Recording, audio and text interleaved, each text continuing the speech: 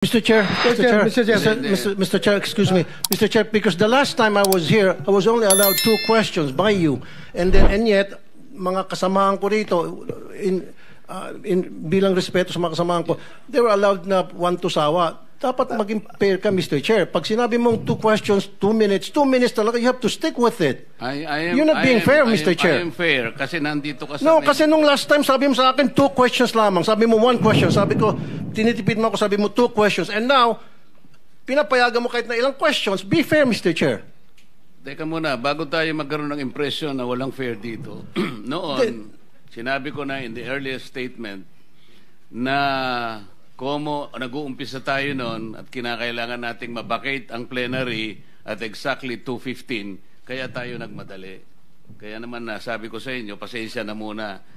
Ngayon, sa dami ng gustong magtanong, kaya binigyan natin ng tigpa 5 minutes ngayon. Kaya lang, I am following a schedule here. Ito pa yung nandito kung wala na si Senator Marcos. Tapos ka na. Mr. Chair. Mr. Chairman, I made a motion, Mr. Chairman. I have a pending motion, Mr. Chair. I second the motion. And duly seconded, tapusin muna natin yung bitin na kasi hindi tayo, na para tayo nagpapatintero, Madam Coa Ang tinatanong napakasimple lang, paano nyong inaudit yung ghost? Bago po bayaran ng COA yan, pipirma ang resident auditor. Pati yung area auditor ninyo, meron kayong area director Ibig nyo sabihin na bayaran ito nung walang pumirma na auditor? Your Honor, ganito po yung procedure natin. Wala na po tayong pre-audit, kaya po ang nagbabayad ay ang pumipirma na lang po. Wala akong pakialam sa pre-audit. I'm not asking you about the pre-audit. Meron kayong post-audit Yes, Your Ito Honor. nangyari, ghost project Opo. Tapos na tapos pero walang nangyari. Ang tinatanong namin sa iyo, sino ang pumirma? Bago mapirmahan yun, merong certificate of acceptance, merong certificate of completion, pipirma ang resident auditor. Hindi po pipirma ang resident Anong gagawin ng COA? Post-audit nga lang po. Kaya po... Ano nga yung post-audit? In your charter, Opo. magkaintindihan tayo. Ito yung inyong charter, sample of services listed in COA Citizens Charter. Financial audit, performance audit, compliance audit, fraud audit, special audit, notice of disallowance, notice of charge, notice of suspension.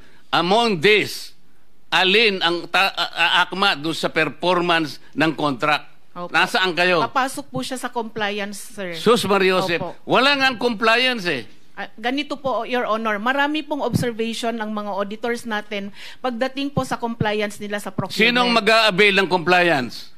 Sino yung auditee? DPWH po sa case po natin ngayon, Your Honor. So anong nangyari?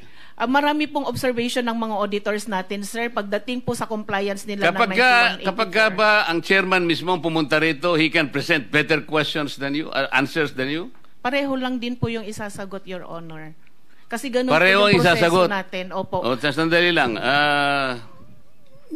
Let us follow the... Mr. Chair. Mr. Chairman, Mr. Chair. I'm now being tempted to raise a point of order, Mr. Chairman. I made a motion duly seconded, Mr. Chairman.